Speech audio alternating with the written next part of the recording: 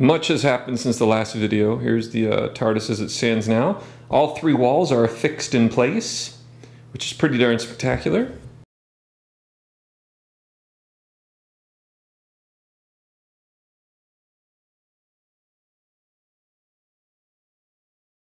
As with everything else, I copied Philip Wise's method and used a bunch of little bolts inside to secure the walls to the posts and the floor and the roof.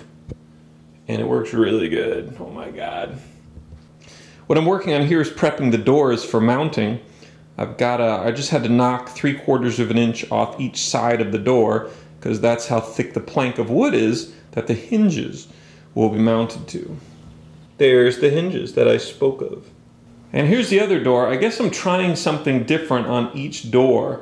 I'm copying Philip's method on one and then trying something different on other, which honestly is not smart because Philip's really good at this stuff. So if it worked for him, I don't understand why I'm not copying it, but I'm just kind of curious as to why.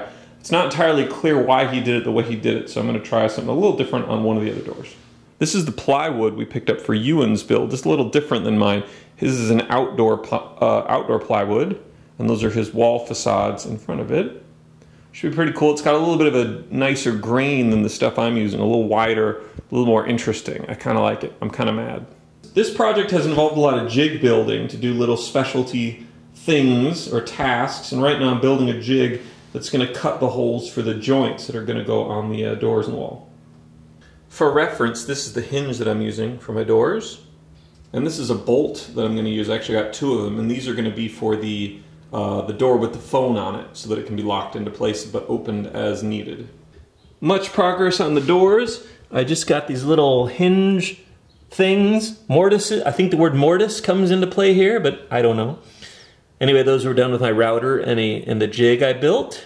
So it's coming along good. All 3 are done on the secondary door, and now I'm going to do up the primary door. All right, big update for today. The doors are in place. Looks pretty good. It took me about 8 hours to get it all done. I think if I had known what I was doing, it would have gone much faster. But then, isn't that always the case? You can see what I've done back here. So I basically put the hinges onto the door, and then that side of the hinge onto a piece of wood, which is then bolted onto the post. Sorry, I'm busy thinking. And the other door is done in doing the same method. The seams on the door are really good all around, except I need to do a little trimming in the center. I need to take about an 1/8 inch off the center.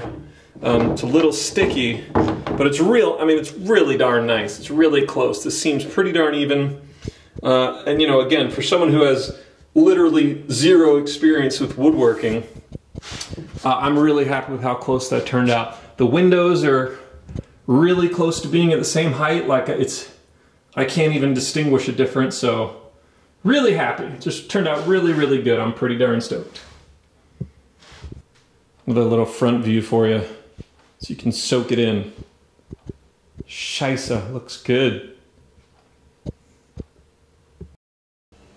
This is my second proof of concept roof. The first one I learned a lot from, like I learned that I needed to make a jig for all the triangles, and I showed that in another episode. This one came together really nicely, and you can see it's got my little chimney in it. What I'm most proud of is that the seams just pretty much disappeared. They match up really closely. Chimney looks great, and I'm absolutely thrilled. I'm gonna remake it one more time. I need to add a little bit of length up inside there. Need to add that into my template, and then recut using the proper type of wood that matches the type that I used on my doors. So this was a great learning experience. Let me show you the underside. There's no infrastructure at all. It's just glued along the seams. Nice and strong, holding together really well. So pretty exciting. A marvel of engineering technology. And you thought high school geometry would never be put to good use.